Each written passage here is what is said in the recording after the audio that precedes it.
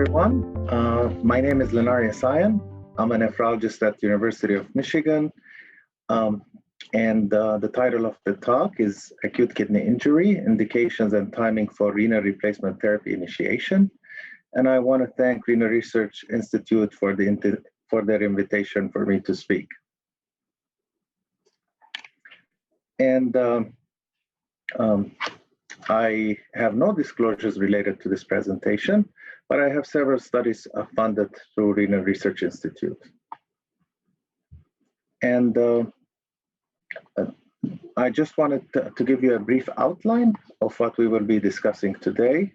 We will be discussing the indications for renal replacement therapy initiation, and we will go over the appropriate timing for renal replacement therapy initiation as well.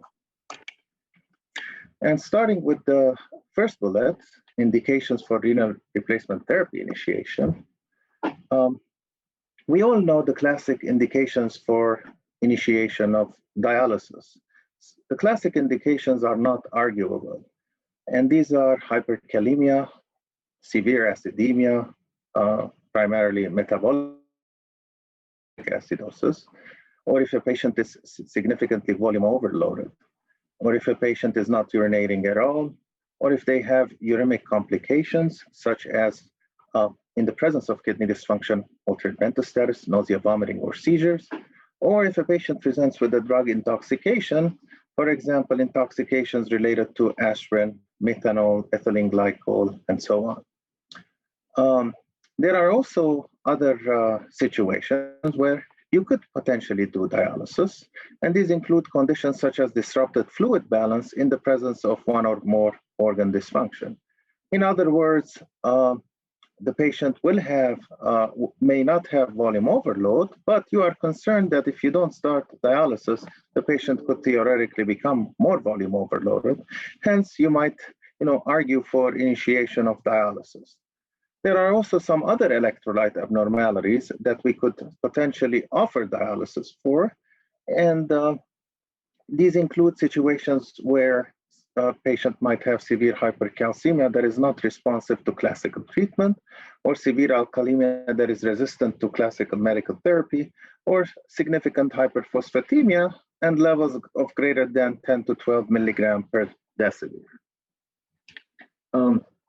Now, the two commonly used forms of dialysis in the ICU are continuous renal replacement therapy and hemodialysis. And we will go over some descriptive aspects of CRRT and hemodialysis. CRRT is a continuous form of dialysis, whereas hemodialysis is typically 3 to 4 hours and offered usually every day or every other day. And the blood flow in CRRT is much lower than hemodialysis. Typically, it's about 100 to 200 ml a minute, versus what we typically do in hemodialysis, which is much higher than that, about 350 ml a minute. Now, more importantly, the dialysate flow rate in CRRT is much lower than hemodialysis. If you look at it, you could see in brackets that the dialysate flow rate is 30 to 50 ml a minute, whereas in hemodialysis, typically what we do is we run the dialysate at a much faster rate. Now, in CRRT, the dialysate is in the form of prepackaged bags. Typically, they come in 5-liter volumes, and the CRRT solutions come in different concentrations, as you see in that table. Whereas in dialysis, it's much easier than that. You have the dialysate made from pure water that's coming out of the RO, and it's mixing with acid and bicarb concentrate. So no bags involved, and it gives you a lot of opportunity to correct or change what you're prescribing, in real time, just by pressing a few buttons on the machines. Whereas in CRRT, you have to order new bags, and you may or may not have those solutions in the hospital. So dialysis or hemodialysis gives you much more options. Now, we also, when we're doing CRRT in the hospital or in the ICU, we typically use some form of anticoagulation to prolong filter life or circuit life. And we may either use citrate anticoagulation or systemic heparin, or even heparin into the circuits, similar to what we do in outpatient hemodialysis. And in the hospital, typically, it's very unusual for us to use heparin during dialysis. The duration of dialysis in the hospital is not going to be more than 3 to 5 hours. And typically, we try to avoid anticoagulation in the hospital because a lot of the patients have predisposition to bleeding. Whereas in outpatient dialysis, the norm is to use heparin with almost every treatment unless the patient has contraindication.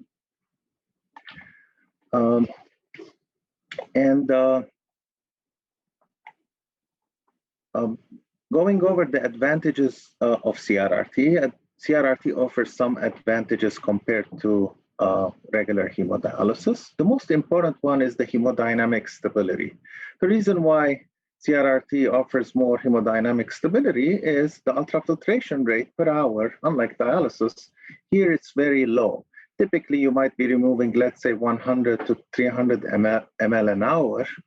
And whereas in hemodialysis, usually we remove much more than that per hour.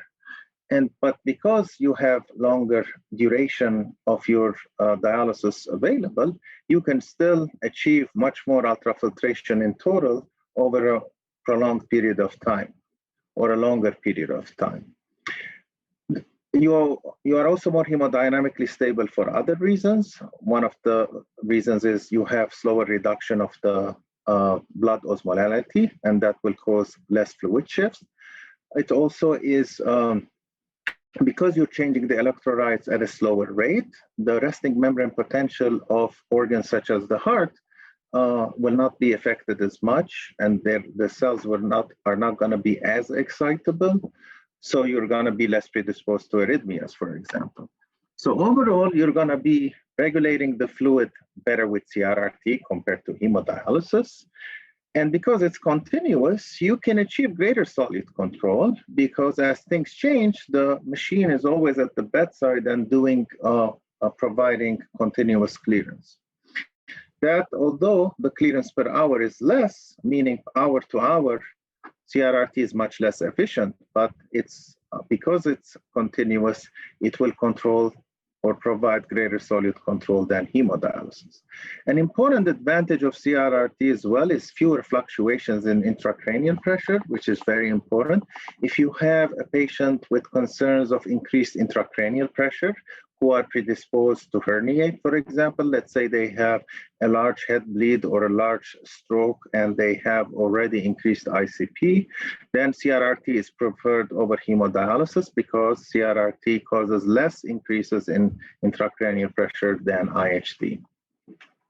Now, it also has disadvantages. Obviously, it's labor intensive and it requires like I said before, anticoagulation, whether it's with citrate or with heparin, both can come with their own problems. With heparin, you can have heparin-induced thrombocytopenia or bleeding, which is concerning in ICU patients who are predisposed to bleeding, for example. And with citrate, you can have some metabolic complications, hypernatremia or metabolic acidosis or alkalosis or hypocalcemia. With CRRT, if you're not using a warmer of bags or warmers of blood, you can theoretically at least can have hypothermia. This is important in the COVID pandemic. A lot of people were using extension tubings without warming the extension tubings, and several groups were using multiple extension tubings. So just want you to be cognizant of the fact that using extension tubings can predispose you to hypothermia unless you're warming the fluids or warming the blood. Some CRRT solutions, if they are devoid of phosphorus, they can cause hypophosphatemia, not all. And CRRT causes very slow correction of electrolytes, and it's not ideal for situations that you want to immediately correct the problem. So if you have a patient with severe hyperkalemia, whether they're stable hemodynamically or not, it's better to start with hemodialysis than CRRT. Similarly, if someone presents with a pH of 6.6, let's say, or very low pH, it's better to do hemodialysis if you think that the hypotension is induced by the low pH, and then convert to CRRT. Of course, CRRT, because it's continuous, it limits patient freedom. Your patient is always tied to these tubings. So, and you're going to have some limitations with procedures and physical therapy. And last, as I said, it's labor intensive compared to hemodialysis. It needs one-to-one nurse care in most cases. And it's a higher cost to an institution because first, you need one-to-one nursing care. And it also, you're basically purchasing filters and extra tubings. And also the CRRT solutions are more expensive than just generating your own fluid. The next important thing is people often ask, is there a survival benefit of CRRT over hemodialysis? And would it even be superior over IHD in terms of the probability of renal recovery? And several randomized controlled trials looked into this. And as you see, none of the trials showed survival difference between hemodialysis and CRRT, but also none of them showed difference in renal recovery probability or outcomes. And some of the studies were small in size, some of the studies were larger in size, some of them were single center, some of them were multi-center, but all of them came with the same conclusion: no difference in mortality and no difference in renal recovery. Now, of course, this, you might find this somewhat surprising, but in reality, that's what the studies show. But I also want to make a point that I will always be cautious interpreting these studies, because there's a lot of exclusion criteria for a patient to be enrolled in a trial. And typically, at least in some of these studies, if a patient was significantly unstable, they may have not included them in the study to begin with. But the bottom line is overall, if you think the patient could, is stable enough to get hemodialysis or CRRT, there's not real difference in outcomes. Now, moving on to the next bullet, the appropriate timing for renal replacement therapy initiation. And this is actually very important. And the reason is all of us know when it's clear-cut, or where there is a clear-cut indication to start dialysis. If a patient is hyperkalemic, if a patient is severely acidemic, if the BUN is extremely high, or if the patient has altered mental status or has uremic complications, all of us would start dialysis, But how about if you just have, elevated creatinine with no hyperkalemia yet, no significant volume overload yet, causing hypoxemia, no severe acidemia yet? When is the right time to start a dialysis? A lot of times in the ICU, we get called as a nephrologist, they say the creatinine is 5, but there's nothing else going on. Should you start dialysis earlier in those patients or not? And this question has been, being raised for the past 10 years at least. And the people who argue for earlier start in dialysis, in the absence of these classical triggers that we talked about, they tell, well, let's start earlier to prevent fluid overload, even if it's not there, because we now recognize that fluid overload could be harmful to a patient. And also they argue that faster restoration of acid-base balance might be beneficial to a patient. And the argument is fluid overload can have significant adverse outcomes on many organ systems, and it impairs oxygen and metabolite diffusion, and overload can impede the venous return and the lymphatic drainage. It can also inhibit or disturb cell-to-cell talk or interaction. And for example, the net effect on organs will be cerebral edema, pulmonary edema, impaired renal increased venous pressure causing renal interstitial edema, tissue edema, gut edema, hepatic congestion, myocardial edema causing conduction disturbances. So fluid overload overall can have adverse effect on patient outcomes. And these are all studies, many of them, I just highlighted some of them, that relate fluid balance to poor outcomes. And most of these studies were published after the year 2008. And specifically this study, what it's doing is it's looking into percent fluid overload on dialysis initiation and 90-day mortality. And you see the 90-day mortality is going up as the degree of the fluid overload is increasing on the day of dialysis initiation. The more fluid overloaded you are on dialysis initiation, on the day of dialysis initiation, you will have a higher probability to die at 90 days or by 90 days. And the curve on the right, it's a Kaplan-Meier curve that shows worse survival in those with greater than 10% fluid overload. And fluid overload on the day of dialysis initiation is not only associated with mortality, but also with lack of renal recovery. And this is a study by Michael Hung from University of Michigan in 170 patients with AKI requiring dialysis, and who were followed up to 1 year after being discharged on dialysis. And they concluded that the likelihood of renal recovery was less the more fluid overloaded you were at initiation of renal replacement therapy. In other words, they found less kidney recovery at 1 year follow-up in those who were more overloaded on dialysis initiation. So people don't like to delay dialysis initiation if a patient is fluid overloaded. Very good argument. Now, concerns for early initiation or preemptive dialysis initiation is some of these patients, if we start early, okay, their creatinine is 5, but they don't have high potassium, they don't have significant acidemia. If you just dialyze them, they might recover anyways, and we're exposing the patient to unnecessary treatment. And dialysis is not without risks. Okay, whether it's CRRT or hemodialysis, you might be exposed to potential dialyzer reactions, complications from dialysis, disconnections, as well as hypotensive episodes, which theoretically at least could jeopardize your chances of kidney recovery. If you're dropping your blood pressure, repeatedly, there's at least the theoretical concern of decreasing your chances of kidney recovery.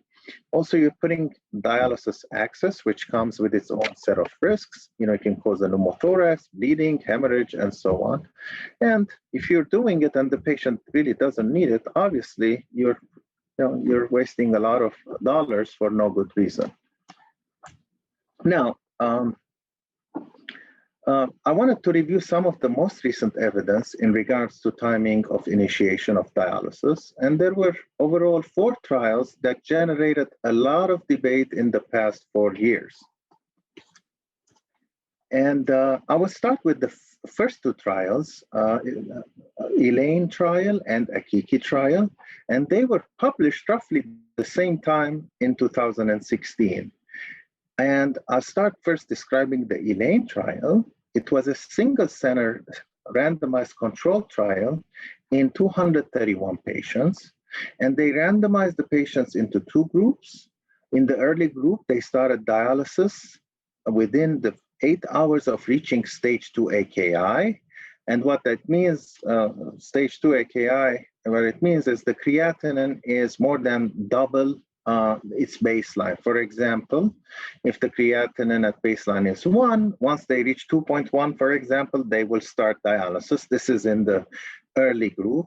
And I would say that this is not only early group, this is very early group.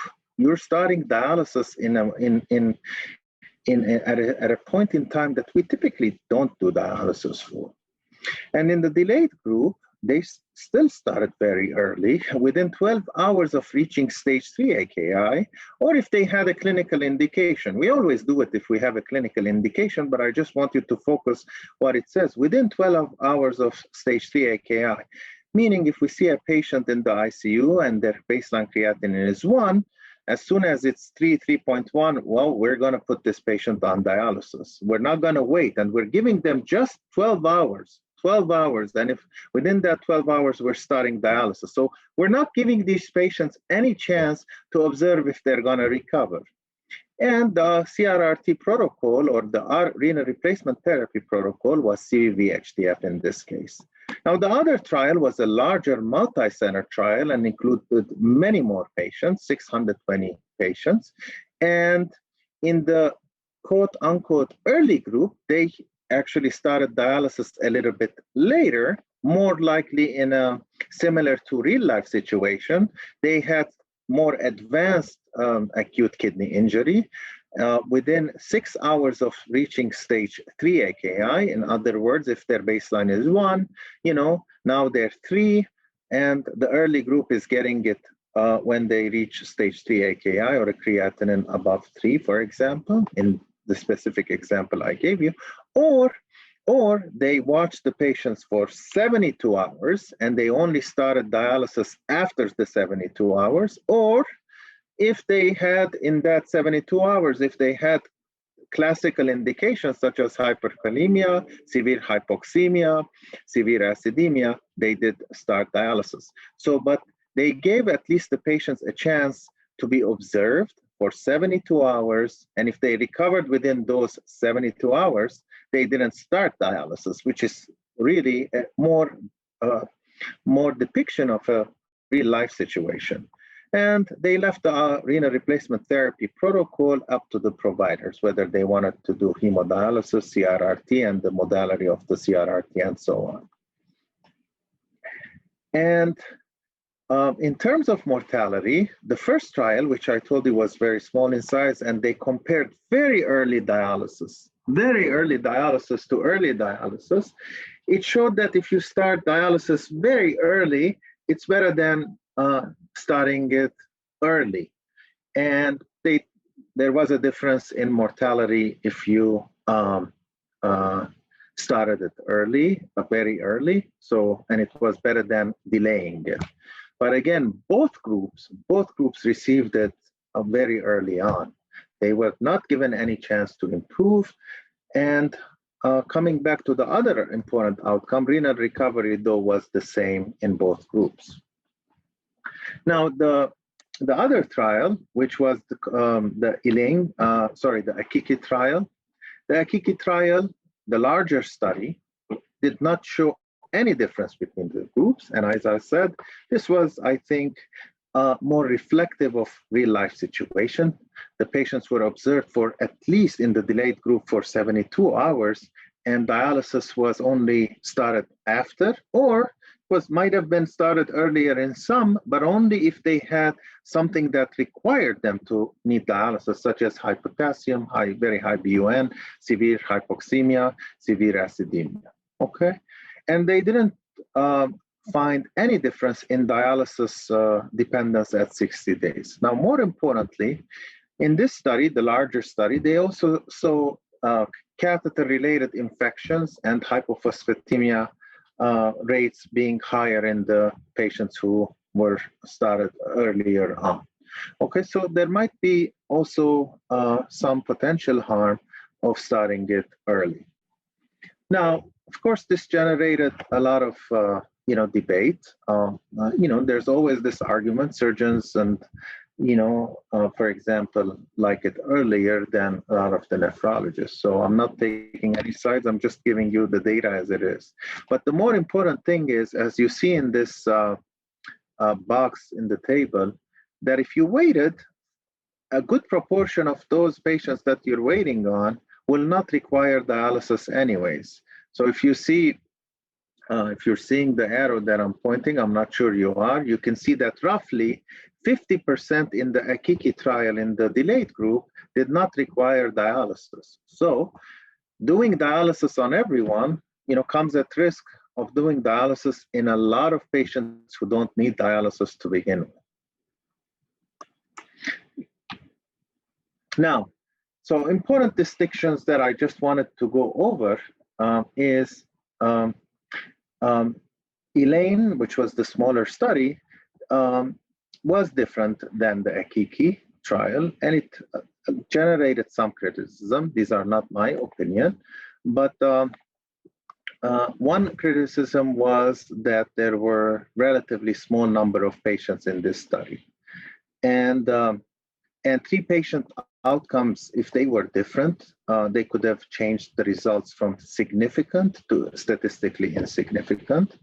And the other difference was ELAINE study, the study that showed benefit of very early to early, included primarily surgical patients, and questions have arisen whether surgical patients are really, the same as the medical population, and if you even could extrapolate the results to other groups. And what I wanted to make most important note of is what we already talked about. Patients were enrolled in this study very early on. AKI stage 2, meaning creatinine, if someone has a baseline of 1, again, I repeat it again, now their creatinine is 2.1, they were started on dialysis, in the absence of any other indications. And many of those patients, and even in the delayed group, they were within 12 hours of reaching stage 3. They were not given any chance to recover. And many of whom probably might have not ended up needing dialysis. So we ended up putting probably a lot of patients on dialysis, okay, in the ELAINE trial. 91% of the patients required a dialysis in the delayed group. They were not given any chance to recover. So to say very early is better than early, if both are not ideal, might not make much sense, at least to some. Okay, so these are the criticism of this study. Now, so I wanted to move on to the next study, which was the ideal ICU study, and it focused on patients with stage 3 AKI and septic shock.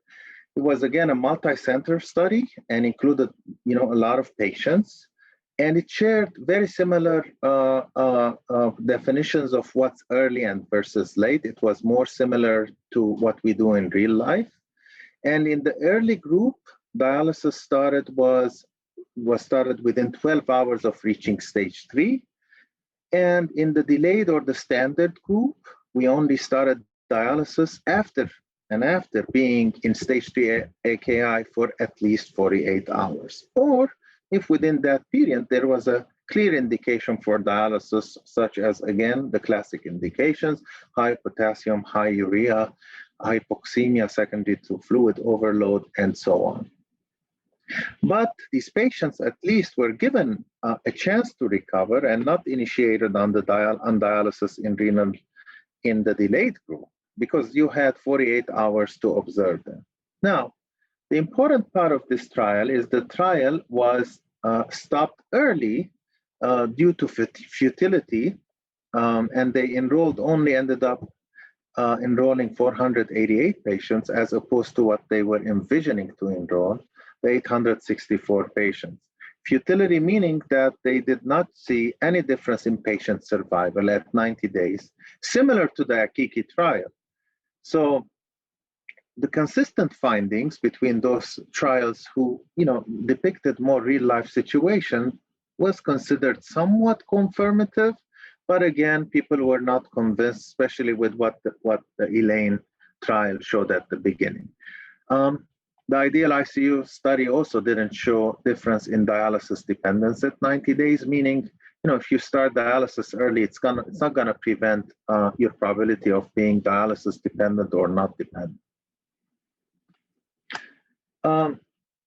Similar to AKI, many of the patients in the delayed group, just by observing them, in fact, 29% did not even need dialysis because in those 48 hours, they did have spontaneous recovery of kidney function.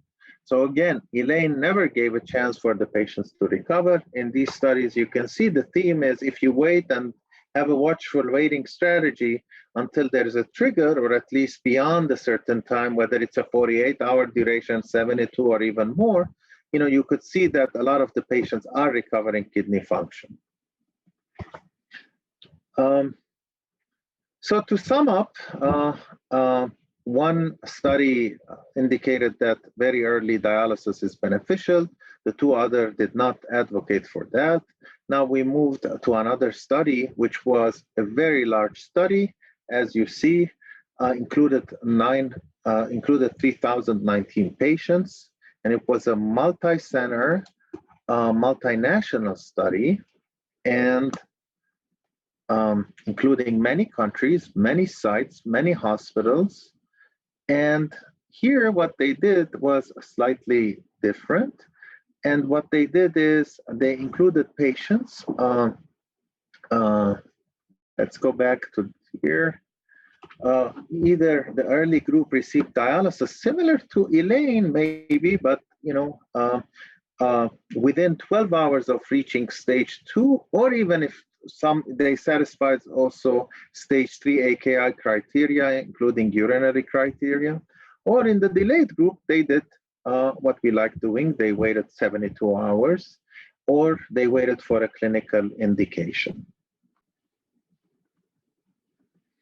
So the majority of the patients were within 12 hours of stage 2 before being enrolled. And another important difference is they asked the physicians, both the intensivist and the nephrologist, to agree that they care, they are unclear whether one way or another is better. And if they both agreed, well, it could be CRRT, it could be, we can start now or we can delay. And if both they agree, they were enrolled in the study. So again, this is just a repetition of what I said. Early as soon as possible, within 12 hours of, stage 2 or 3. And in the standard or the delayed group, they gave the patients at least 72 hours, or if the patient had a clinical trigger. Again, this is an important aspect. As you see, it's being repeated. If you waited or before you started dialysis, not everybody needed dialysis. Roughly here you can see 40% of the patient did not need the dialysis if you just waited for a classical trigger. In the early group or the accelerated group, dialysis was needed in the majority of the patients. And again, you can see in the standard strategy group, while you're waiting, a lot of the patients are not needing dialysis or requiring dialysis because most of them are recovering, or a lot of them are recovering kidney function. And this is just a table that shows that the groups were well balanced in terms of comorbidities. Both groups had a lot of comorbidities and they were sick patients, but they had similar characteristics. And the median cumulative fluid balance, which is something we already discussed, that fluid balance is not ideal when it was well balanced between the two groups. You want to make sure at least things that can affect outcomes are similar between the two groups that you're evaluating. And other clinical conditions at randomization, as you see, they were also very well balanced, whether it's sepsis, septic shock, their SOFA score, the percentage of people who are needing vasopressors or ventilation. And as you see, the primary outcome of mortality was not different between the two groups. And so the results are fairly, I think, unequivocal, that there is no mortality benefit from early initiation. And the findings contradict the positive finding from the small trial, which was the Elaine trial. And I think at least it should, decrease enthusiasm for early initiation of renal replacement therapy based on solely just creatinine levels. So, and what's also the investigator did, that they also did not see difference in mortality when the outcome was stratified by sex, sepsis, the baseline kidney function, type of admission, whether they were ICU or surgical patients, how sick they were based on their SOFA score or geographic region. So no matter how you diced it, there was no difference in outcomes between the two groups. And what's very interesting is, if anything, there were more patients who remained dialysis dependent at 90 days in the early group compared to the delayed group. Potential signal for harm from early initiation. This was a secondary outcome. It's not conclusive, but just saying is there was even potential for harm. And also in the early group, there was more statistically significant difference in the rate of hypotension and the hypophosphatemia. So again, no benefit and potential harm. So I think the conclusion is, among critically ill patients with acute kidney injury, starting dialysis early is not associated with lower risk of death at 90 days than a standard strategy. When this slide just shows you, a lot of times we see a patient with high creatinine, but we don't know if the patient is going to get worse very quickly, or creatinine is going to worsen at the same trajectory that it's presenting with, or you're seeing the patient at, or whether the patient is going to improve immediately after you see the patient. And if we know who's going to really worsen, perhaps doing dialysis at that time is going to help the patients. But a lot of times when we do trials like this, we don't know how they're going to, in which direction they're going to go. If we have some clinical risk scores or biomarkers that can predict who's going to worsen with that specific creatinine, let's say, then perhaps, doing early versus late will be more relevant. I'm just going to skip over this slide just for the interest of time, but I'm going to say that there's many factors that we look into when we consider RRT initiation. We don't look at absolute values only. The creatinine, urea, electrolytes might be normal, but the trajectory is very important as well. And we look at the urine output and the change in urine output. We consider the risk of renal replacement therapy, the potential risk of line insertion, or the potential risk of worsening hypotension. We also look at a lot of factors related to severity of critical illness, what caused the AKI. If the patient has many organ dysfunctions at the same time, the heart is down and the kidney is barely, starting to fail, we might start dialysis earlier. The percent of the fluid overload, if someone has 50 liters on them already, even if the creatinine is normal, you would argue that, well, I'm going to start now. You look at the comorbidities. We also look at other factors, if you have machines or not, if you have the staff or not, if you have the patient, you have to respect the patient and the family wishes, and if it's futile or not. A lot of times that are reasons not to start dialysis. So in summary, I think CRRT offers several advantages over hemodialysis, and clinical trials comparing CRRT to hemodialysis haven't shown better renal recovery or survival outcomes. The degree of fluid overloaded is associated with increased risk of death. And the START AKI is the most definitive study to date that relates timing of RRT initiation to outcomes. And the results, I think, are fairly unequivocal. There's no mortality benefit from early initiation, and perhaps there is some potential signals for harm. And those are increased, probably increased risk of remaining on dialysis and more adverse effects or events. So, and one should recognize that one shoe doesn't fit all strategy doesn't work, and sometimes you have to make bets at decisions and individualize those decisions to the patient. So thank you, and I want to thank Renal Research Institute for this invitation, and I want to thank the audience for their time.